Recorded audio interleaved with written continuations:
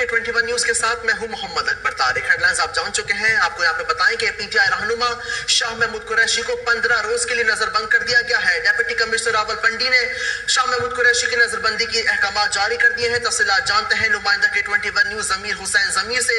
जमीर, update कीजिएगा इस हवाले से। जी बिल्कुल, पाकिस्तान तहरीक इंसाफ के वाइस चेयरमैन शाह महमूद कुरैशी को नजरबंद कर दिया गया है और डिप्टी कमिश्नर रावलपिंडी ने नजरबंदी का आर्डर जारी किया है और बकायदा तौर पर डिप्टी कमिश्नर ने 15 रोजा नजरबंदी अहकाम के आर्डर जो है वो जारी किए गए हैं।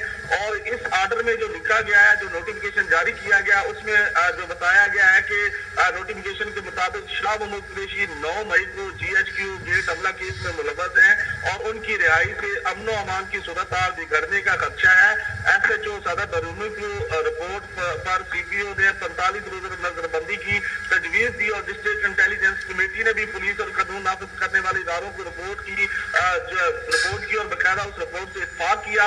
उसके बाद जो है शाह महमूद कुरैशी को अपील का हक देते हुए 15 रोज के लिए जो है नजरबंद कर दिया गया है। 45 रोज की जो है वो रिक्वेस्ट की गई थी, लेकिन अपील का हक दिया गया शाह महमूद कुरैशी को और इसके बाद जो है डिप्टी कमिश्नर ने आर्डर जारी किए हैं और 15 रोज के लिए जो है शाह महमूद कुरैशी को जो है पीटीआई रहनुमा शाह महमूद कुरैशी को 15 रोज के लिए नजरबंद कर दिया गया है। इस हवाले से अपडेट कर रहे थे जमीर हुसैन जमीर, आपका बेहद शुक्रिया। फिलहाल के लिए इतना ही, रहिए बाखबर।